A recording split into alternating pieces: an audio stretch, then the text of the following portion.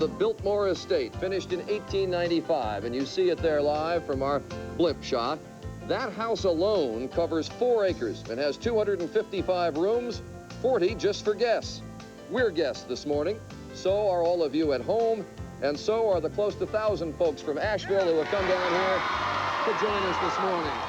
Good morning, everyone. I'm Charles Gibson. And I'm Joan Lennon. It is Wednesday, November 13th. This is day 3 of our Great American Southland bus tour, and it has brought us to my house, and I'm so glad that you could come now, to the home of American millionaire George Vanderbilt. And this is the largest privately owned home anywhere in our country. He is the grandson of the famous railroad tycoon, Cornelius Commodore Vanderbilt. And when he finished this house, his yard was 125,000 acres.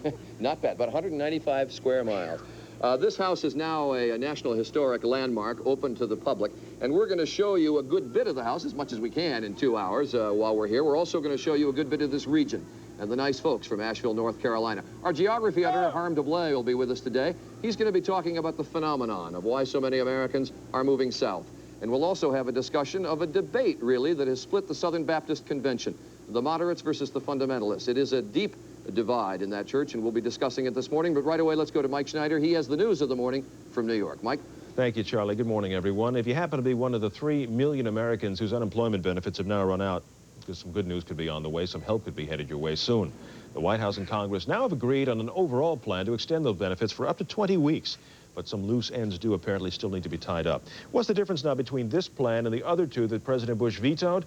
Well, a way has actually been paid to, is found rather, to pay for the plan, and vote in the House could come as early as today, we're told. President Bush, by the way, is now calling for lower interest rates on credit cards.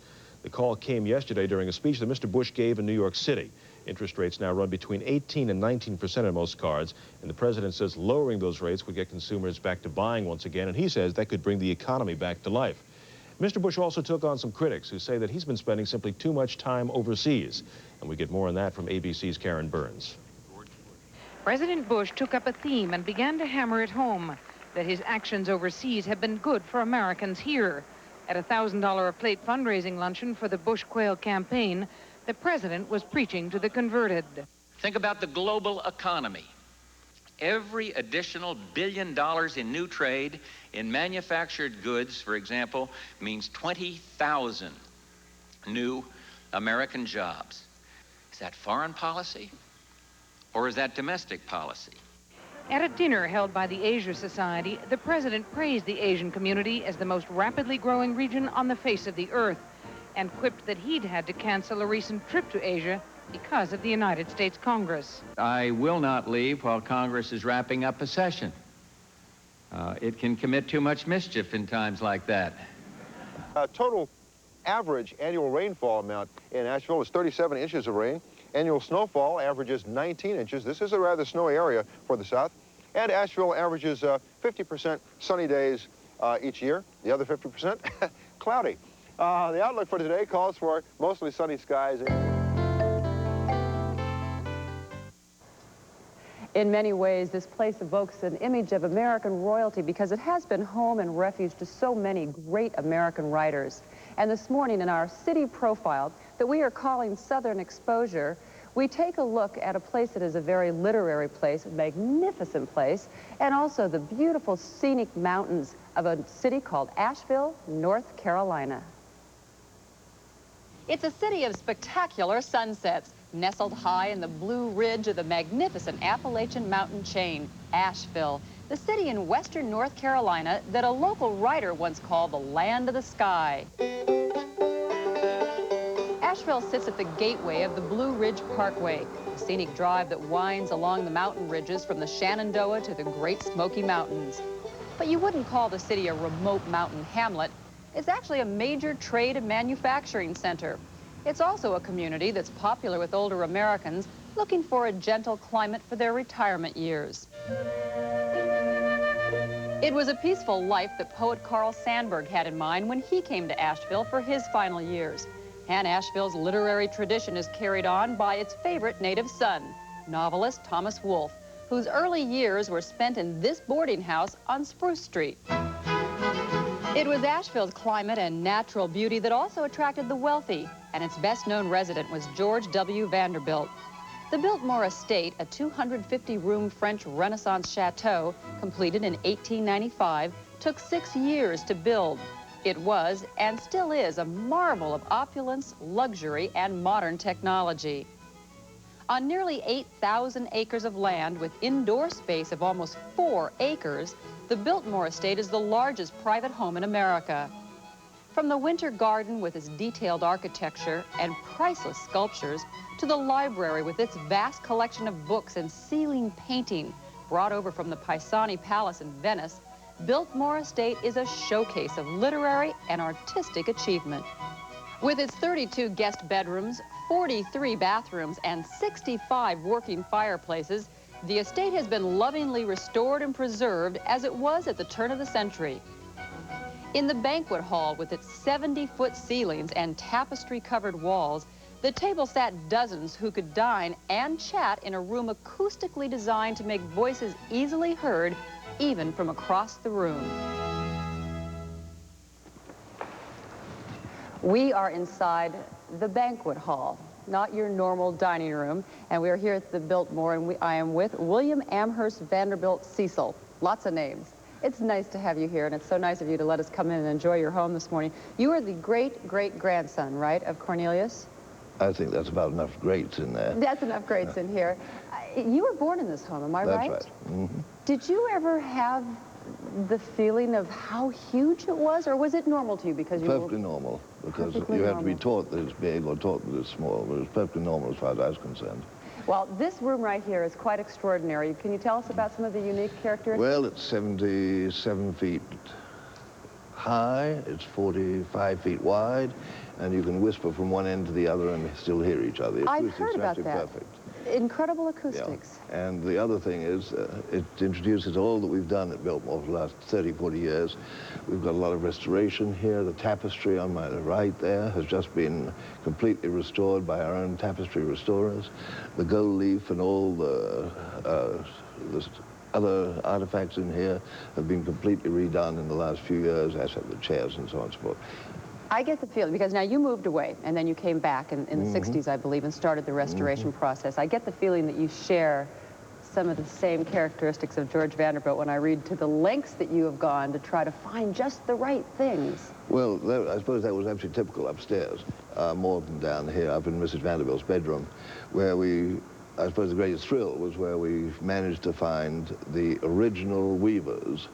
And they had their sample and I had mine, and we were in Lyon, France, and Mr. Tassinari and I both met with hands across the loom, so to speak, and there we were. We had our own samples. Absolutely wonderful.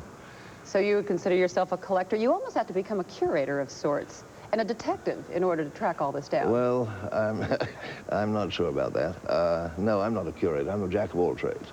I understand what has to be done, and I get the specialists to come and do it. Because they really are the best. You can't be a master of all arts.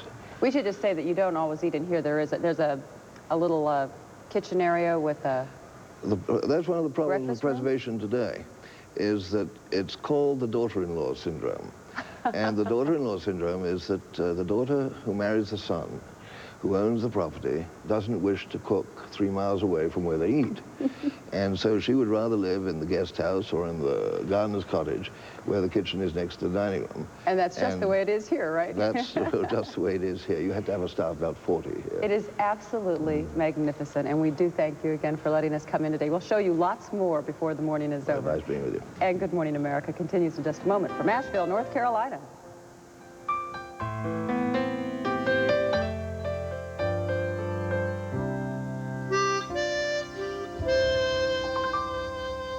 They come from the factory towns of the north. They come from the farms of the Midwest and the northern plains. And to discuss the phenomenon of Americans moving south, we brought our geography editor, Harm DeBlay, down to Asheville and the Biltmore estate this morning. Harm, good to have you with us. Thank you, Charlie. Brought your maps as well. Indeed. We've been saying that the South is the fastest growing region in America, and I gather you can show it rather clearly by the migration patterns of Americans. Yes, you can see the center of gravity of American population. In 1790 it was here, in 1820 here, 1850 here. You notice how it's moving west. Moving west. But notice what happens after 1960. the southward component becomes larger, and the center has never been farther south than it is today. It presumably will continue to move this way. So when Horace Greeley said, "Go west, young man," he really now should amend that, and it should be "Go west and south." And south, exactly. Young man. Well, it's Exactly. interesting because the gradations, the movements are much smaller in these years because we have so many more Americans. But this That's is right. actually a rather dramatic. Oh, it is a very dramatic component. Move That's south. right. How much is the South gaining and the North losing? Well, if you look at this second map, this is information just drawn from the published abstract of the U.S. Census. The book has just been published, and it shows us the following, that the Northeast has gone from 24 to 20% of the U.S. population, the Midwest from 29 to 25. The South, however, has gone from 30 to 34%, and the West from 16 to 21%. In other words, this area loses and continues to lose. This area gains. The three most important states are Florida, which has nearly tripled in population, Texas, which has grown substantially, and since 1960, California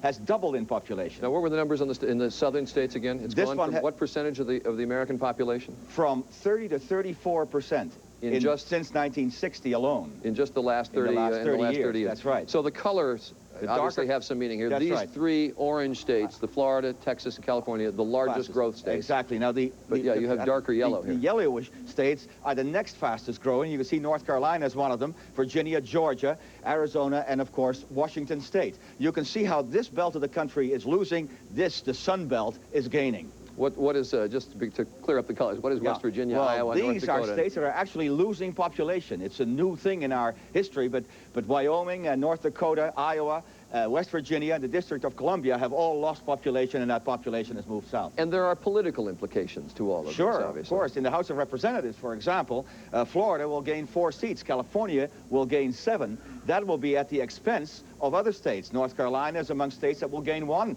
seat in the House of Representatives. We're talking about, when you talk about the movement of Americans moving west and south, you're talking about internal, within American migration. That's right. But obviously we're getting a large influx of foreigners, Asians primarily, Latins as well. What effect does that have on American population? Well, there was a headline in the Miami Herald a few months ago that said Mexicans are changing the rural face of Georgia. You don't think about this, but there's a large Mexican population that is changing the farming patterns of a substantial part of Georgia. You know what has happened to the urban patterns of South Florida. You know what's happening with the Asian immigration in California. So the immigrants are also coming to the periphery and the Sun Belt, and that is exacerbating this shift that we're witnessing. Is it all, I always heard the theory, the reason that Americans now move in these directions is because there's air conditioning, that these were not areas as habitable to Americans 60 years ago as they are now. Do we make too much of that? Well, I think so. The real thing is opportunity. I mean, it's nice to sit in an air-conditioned room, but you can't afford it if you don't have a job. And the fact is the jobs are moving. Our northeastern cities and Midwest cities are losing jobs, and the jobs are being built up in, for example, Atlanta, where you were yesterday. There was enormous opportunity. There's enormous opportunity there, and lots of people are taken. And these trends, the trends that move Americans west and now rather dramatically south, you think they continue? Oh, the Pacific Rim obviously is going to be part of the Pacific Ocean's enormous development. We're going to have to have continued immigration from Middle and South America, there's no question. This is the future. The South and the West are being transformed, particularly the South. A geographer's look at the phenomenon of migration and immigration. Harm DeBlay, thank you very much for being with us, as always. Great fun to talk to you and very interesting. 23 minutes now after the hour. We continue from the Biltmore Estate in Asheville. Medicaid payments from the government. Under a current plan, Illinois taxes the Medicaid revenue of hospitals and nursing homes, which is then matched by federal funds. The Bush administration says this is driving up the government's share of Medicaid and will cost at least $5 billion next year. From Asheville, North Carolina, and the absolutely gorgeous Biltmore Estate. Yes, and since Monday, Charlie and Spencer and I have traveled hundreds of miles, actually, on our Great American Southland bus tour. And that does bring us to the front door of Asheville, North Carolina's Biltmore Estate, which is absolutely magnificent. Great place here. And the man who built this house was a world traveler and a collector. And I'm told that there are some, 50,000 objects of art and all kinds of treasures on display here. And the public, you pay admission, you go in here, the public can see it all, which is really amazing. But for our audience today at home, they get in free. That's right. And so do all the folks actually who joined us from Asheville. More than 1,000 folks here. A couple of thousand, I would suspect, came down from Asheville to join us. And they're going to be touring the Biltmore Estate a little bit later on. All sorts of fascinating numbers about this estate. It takes 350 to 500 people to run this estate, depending on the time of year. There are 140 landscapers here. working on the magnificent gardens that were designed by Frederick Law Olmsted. It really is an amazing place. But to the business of this half hour, we're going to be talking about a religious controversy that is affecting millions of Southern Baptists. There is a deep division in the church, and we will be talking about that in this half hour. And we'll also have highlights of our bus tour from yesterday as we traveled from Atlanta to here in the Asheville, North Carolina area. But let's go right now to Mike Schneider, who has the news of the morning. Mike? Thank you, Charlie. Good morning. It's going to warm up here. We'll be probably 10 degrees warmer today than we were yesterday. Right. And 53 doesn't look very high, but it was...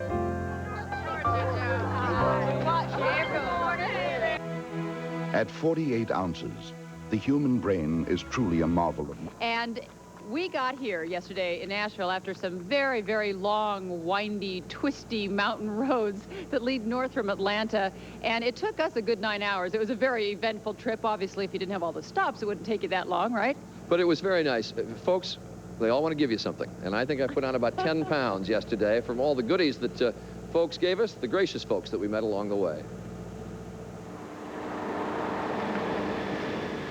We had to shake the big city dust from our shoes on our road trip to Asheville. 20 minutes outside of Atlanta, it was country all the way. This was our first stop, Woody Gap School, where the entire student body, kindergarten through 12th grade, numbers only 101. It's a school where old ways die hard because they work so well. Welcome to a little spot in heaven. Thank you. It's super pretty out there. They had been waiting more than an hour. No, we did make a stop that was unplanned because people in Dahlonega, there were hundreds of them, and they were in the street as we came through, and so we couldn't just drive by them. So we stopped and we got out and we said, hello, hi, how are you? And they had to mark us tardy. Oh, you are going to send us to the principal's office, are you? Principal's office for just a second. Okay. Uh-oh. Then we'll be out in the rain. I've spent a lot of time in these offices, I'll tell you. Oh, this is right. Charlie, look, this is what it was That's like where- when she went here. Look at Jean McNee went to Woody Gap 50 years ago. She also taught English there. 7 grades in there. We took a turn around the classroom.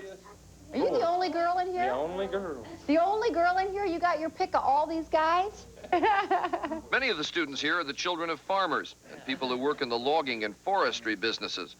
Many will leave Woody Gap. I asked seniors about their plans after graduation. I'm going to college at Valdosta State probably, and then go through ROTC. Then Valdosta State? Yeah, and then go through the Air Force after college. Super.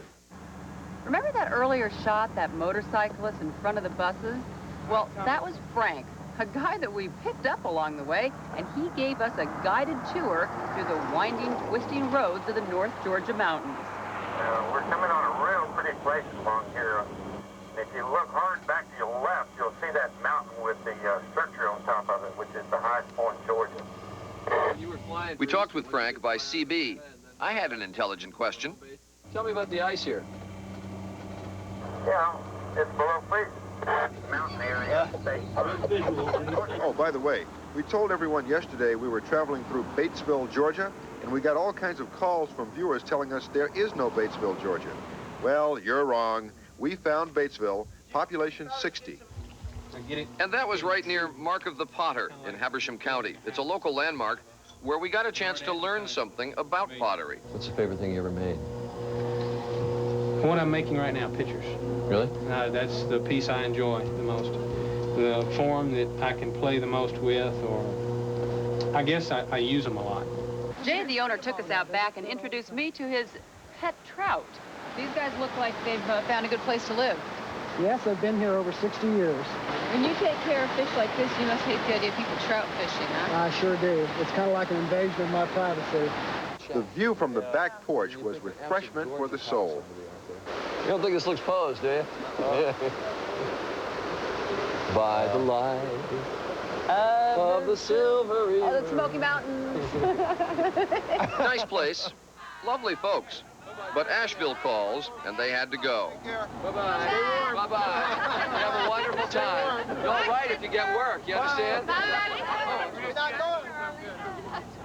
Okay, so we can't sing. I'm told we've gone 700 miles, and today it's off to Chattanooga, Tennessee. We'll be there tomorrow. It is now 43 minutes after the hour.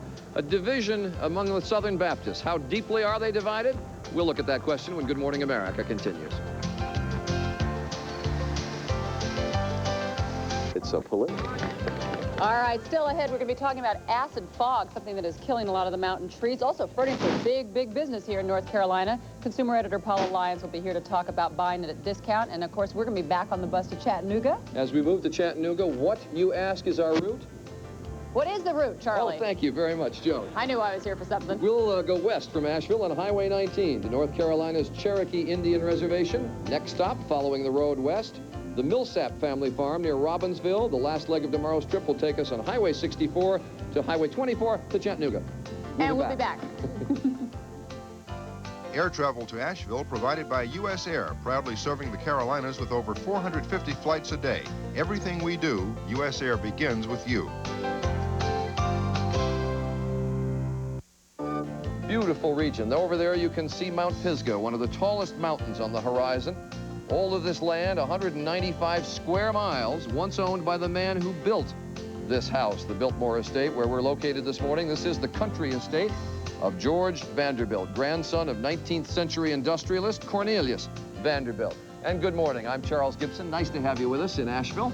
And I'm Joan London. It is Wednesday. It is November 13th. This is day 3 of our Great American Southland Tour, and this is the Biltmore Estate. It's an absolutely incredible building, and it was built nearly 100 years ago by the George Vanderbilt's grandson, and it's still privately owned. Cornelius Vanderbilt's grandson, George Vanderbilt. Now owned by George's grandson. But it's still owned by the family. It is the biggest privately owned home in America. Now, nobody actually, if that family lives inside, I should say, but some of them do still live on the grounds. But this place is absolutely filled with works of art and tapestry and paintings. There's a Renoir, too, inside, I know. It's very nice. And people can pay admission and go in and see it, but you don't have to pay anything. You just have to watch. I didn't realize nobody lives there now. I know there are people on the grounds. They're on the grounds in other houses. So it's open to you? Yes. Should we move in?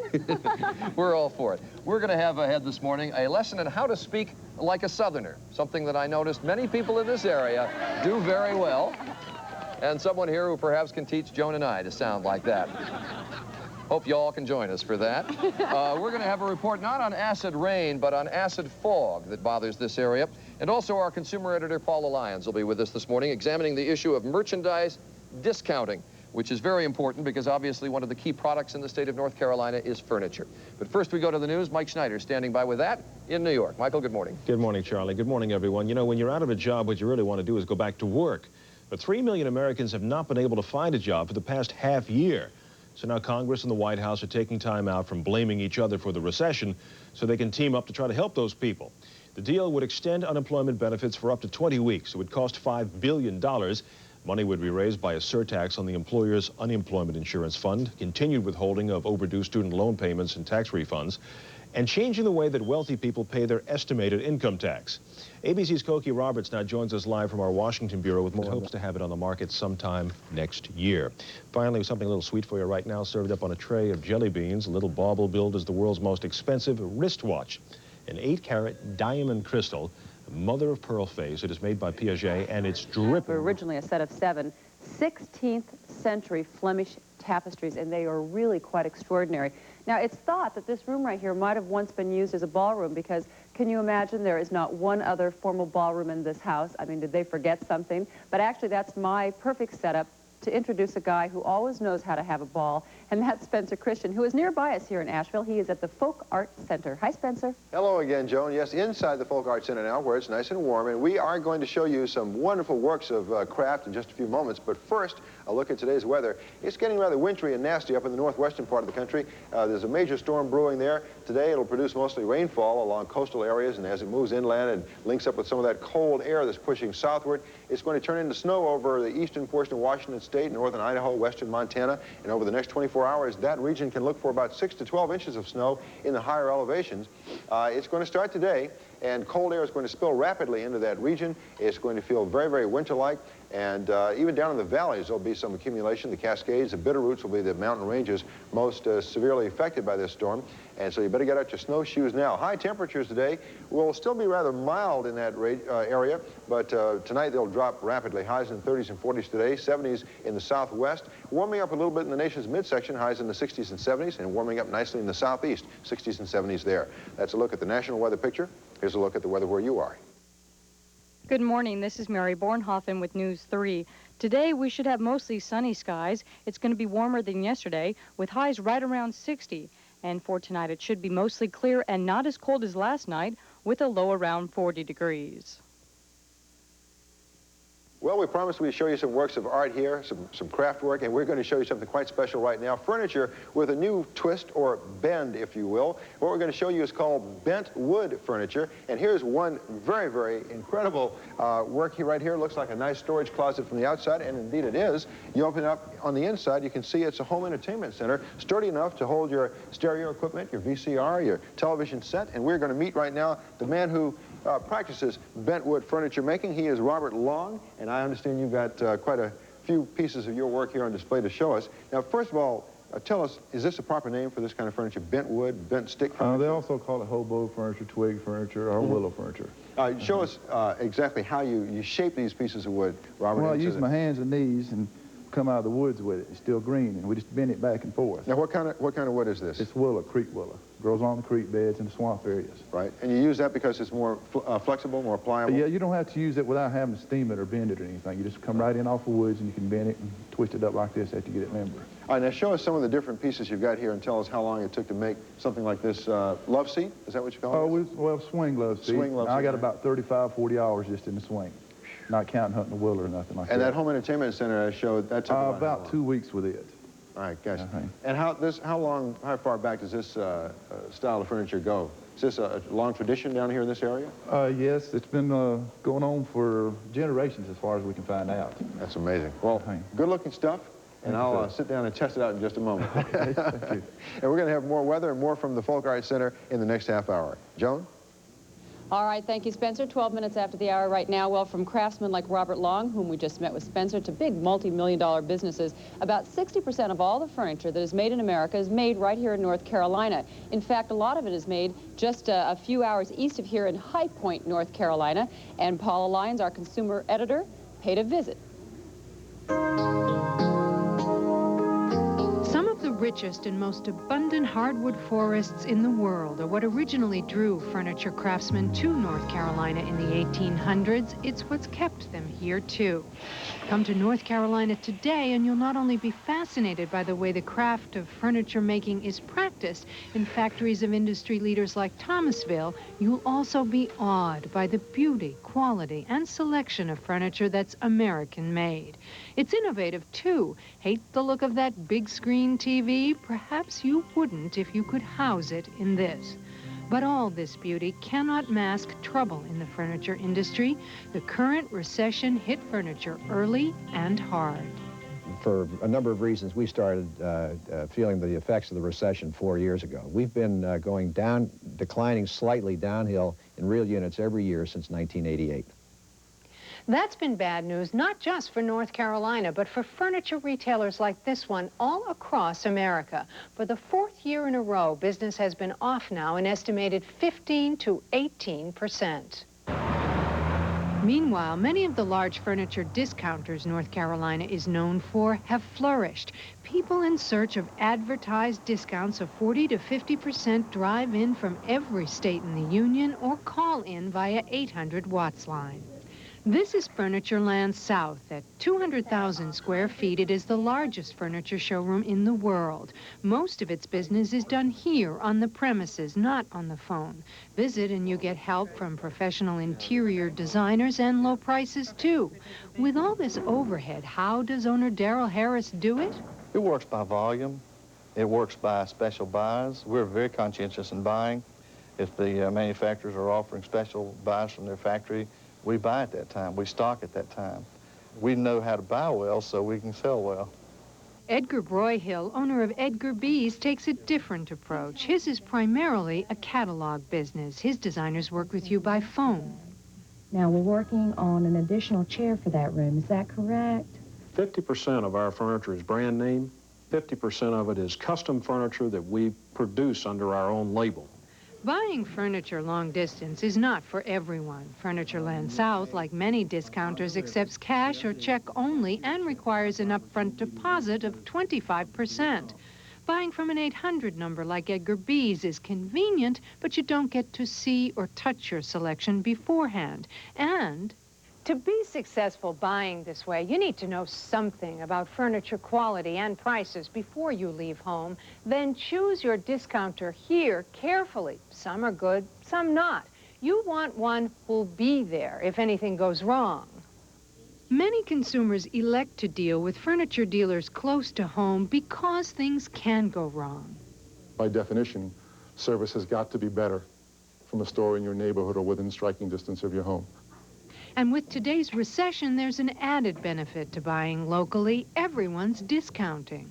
Most of the merchants that exist in the major metropolitan areas don't even have to be asked any longer. They're offering discounts right up front. And in some cases, where the customer wants to buy a substantial amount of furniture, they'll even negotiate beyond those discounts. And Paula Lyons is here with me now. And how do you, I guess everybody really wants to know is how do you know if it's really a bargain and that you're going to be able to get a good deal? And it's not necessarily that simple. This is not only a very personal choice, it's a fairly complex choice. They all advertise, for example, % off. That is meaningless if you don't know what they're deducting the % from. So you really have to do price comparisons. Locally, where dealers are really willing to deal in these recessionary times, and in North Carolina, and then decide for yourself if the trade-off you always make when you buy off price, a trade-off usually on service, is worth it to you. You'll get some service from some discounters, from others you'll get none. You will get service from your full-price retailer at home. It's a tough call. All right, the full-price retailers at home. Boy, have you heard from them. I've heard you've gotten a lot of mail and phone calls and telexes and all that before you ever went on the air with this. That's right. It obviously strikes a nerve. It strikes a nerve every time we cover discounting. You know, last spring we covered discount bridal gowns, heard from all the full-price bridal salons. We covered discount china and silver, and the same thing. I think we would perhaps not have heard from so many if the recession were not as deep in this industry. Everyone is frightened. The pie is shrinking. The industry is changing. The mom and pop stores are going out of business. It's so it takes tough climate. another piece out of the pie. It does. Paula, thank you. Thank you. Coming up, the death of mountain trees in a place of wooded splendor when Good Morning America continues from Asheville, North Carolina.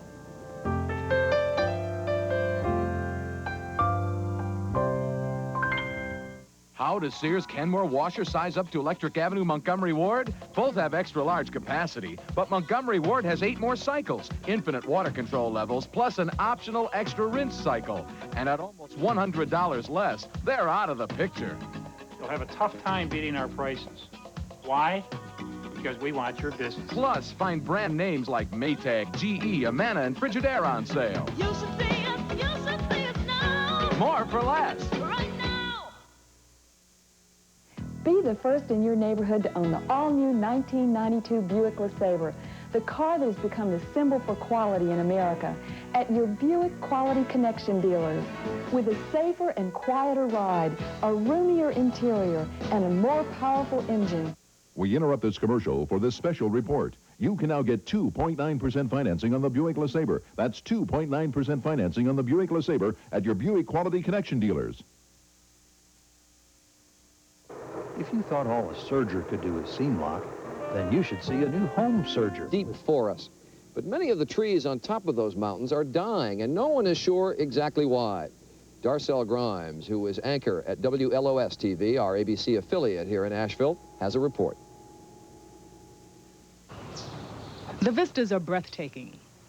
When fall colors paint this landscape, it's remarkable in its beauty. On your way up, there's barely a clue of the serious trouble on Mount Mitchell. Scientists have studied Mount Mitchell for 150 years. In the late 1950s, they began to notice something was wrong. Trees started losing their needles. Their growth was severely stunted. At first, the process was slow. In fact, 10 years ago, this forest was intact. But now, as you can see, it looks like a war zone.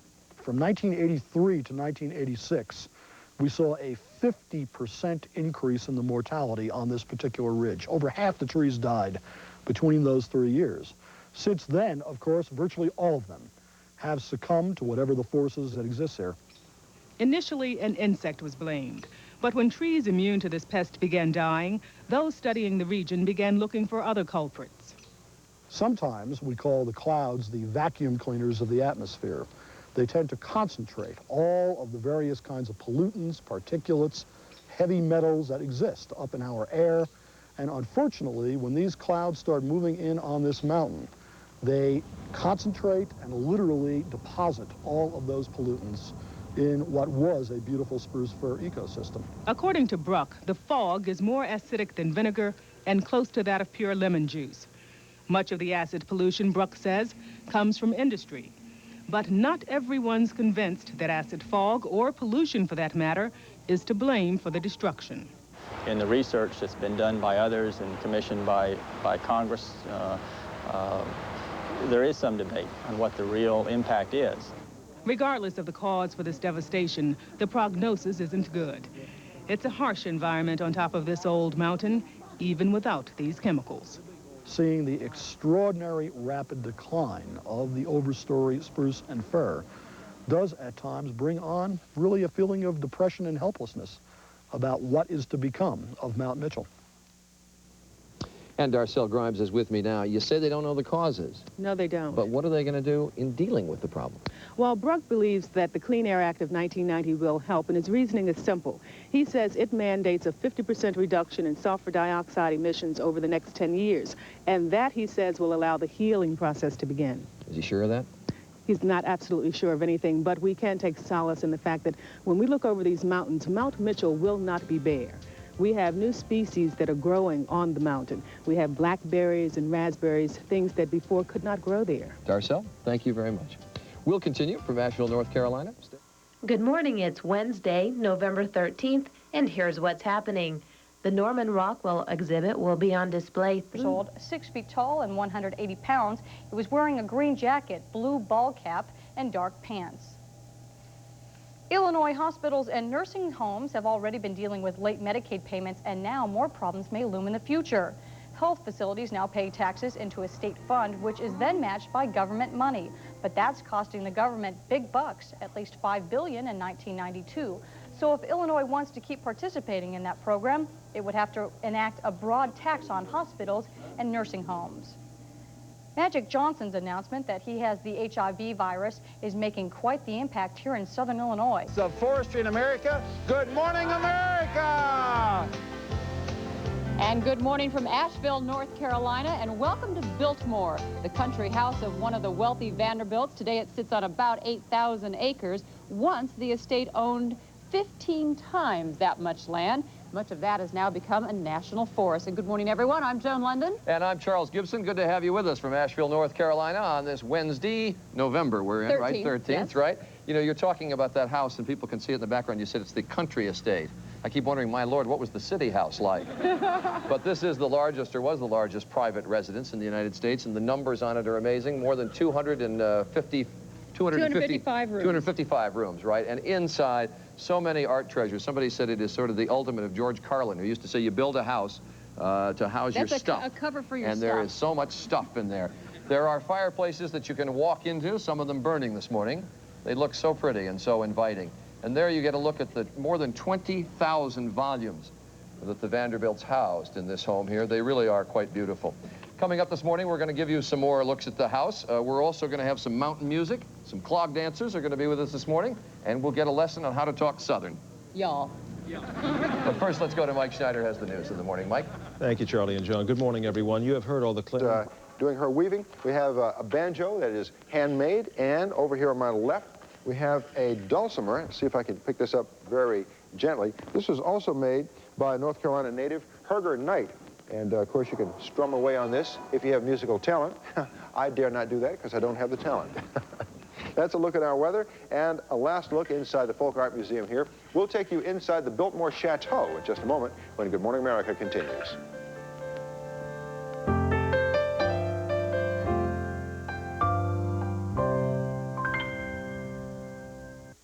Have you tried Folgers Coffee Singles?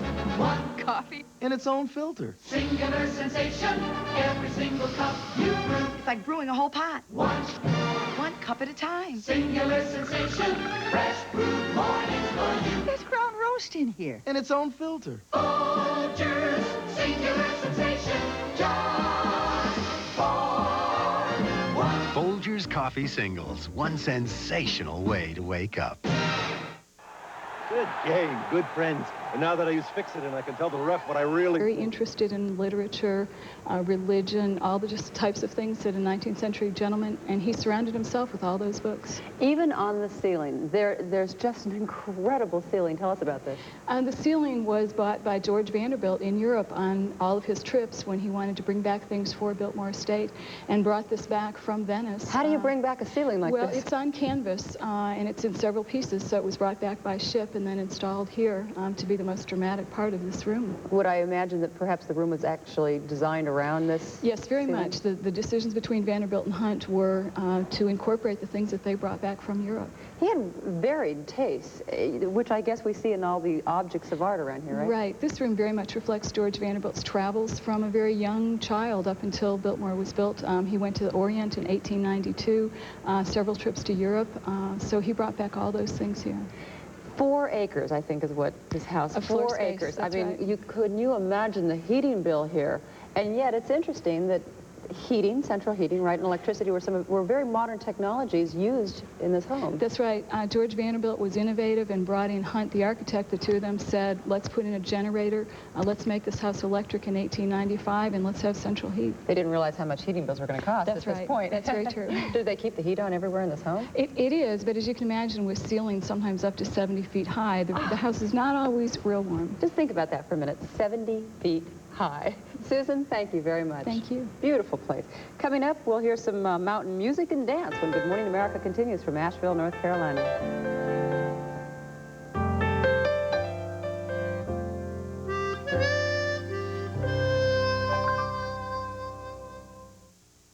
How about a song, honey, before we all get arrested? Green grass cloggers, am I right?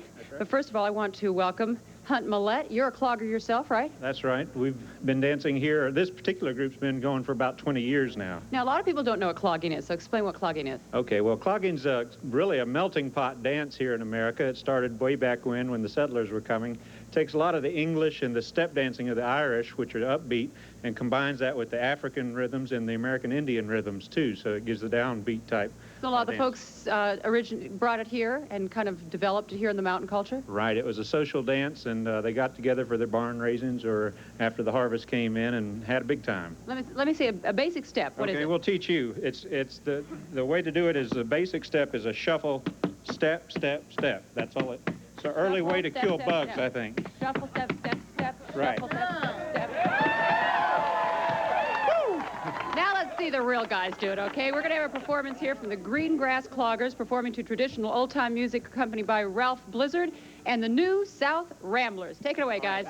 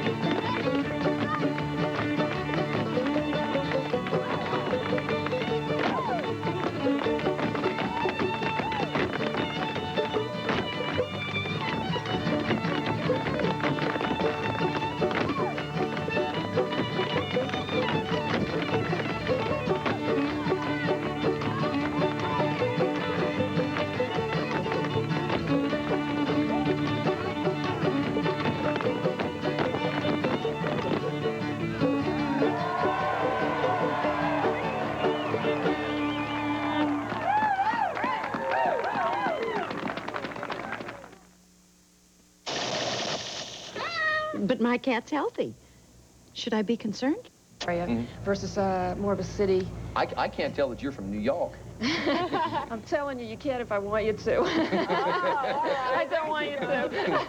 She's the one that teaches all the actors and actresses in the movies how to speak different ways. Now, everybody's been telling us that we have to learn to say y'all, Y''ALL. But what are some of the other things that you hear in the South that you don't hear in the other parts of the country? Well, one that has been a problem for me because I thought that everyone said it was, I think he hung the moon.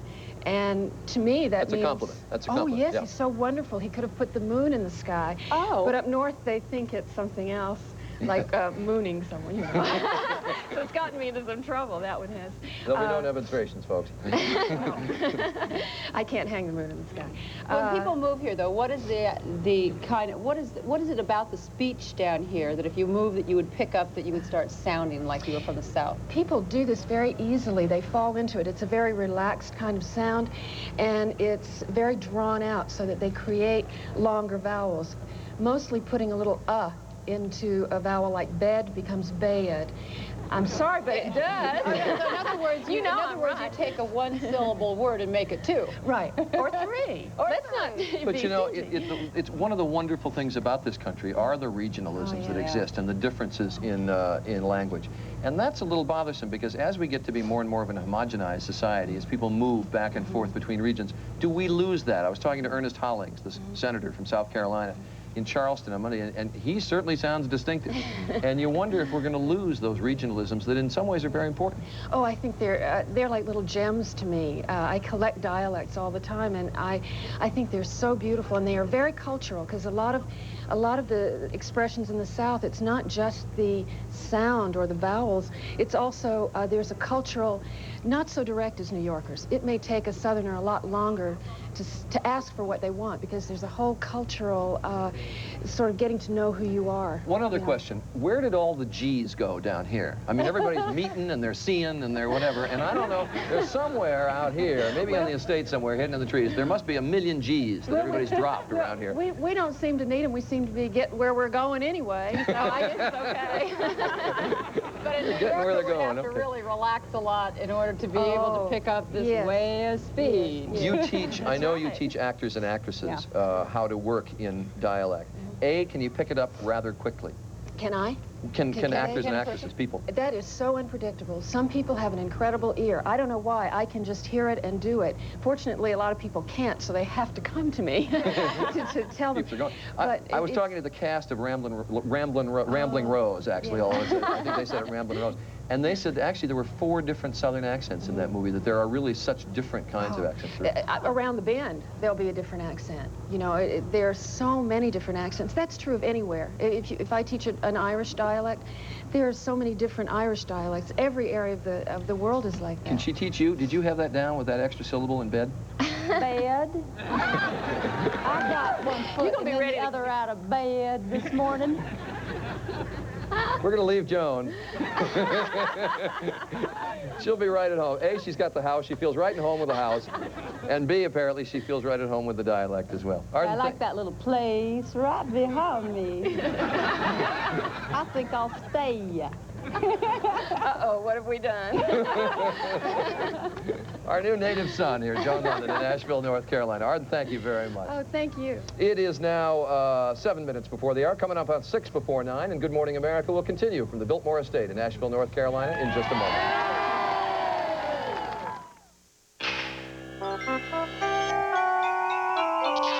Carolina's Cherokee Indian Reservation, from there to the Millsap family farm near Robbinsville. And the final stretch of tomorrow's bus trip takes us along Highway 64 and 24, destination Chattanooga. We were never able to get to downtown Asheville. Downtown Asheville has come to us. Over here you see the blue building is the Buncombe Counting Building, I'm told. The orange building is City Hall, and the yellow building is the Jackson Building. All these folks representing the Belshare Fair that's here in the Asheville area. We appreciate their coming down. Sorry we didn't see more of Asheville, downtown Asheville, North Carolina. We also want to thank all the folks, thousands of them, who came to join us today. Tremendous traffic jam getting here. Many people, unfortunately, turned away. We thank them for trying to get here. See you tomorrow from Chattanooga. Till then, take care. Stick with us as we travel through the South. Accommodations provided by Asheville's Grove Park Inn, one of the South's oldest and most famous Grand Ole resorts, overlooking the Blue Ridge Mountains. Motor coach transportation provided by Hemphill Brothers. Their custom tour coaches take your show on the road. Hemphill Brothers Coach Company of Nashville, Tennessee.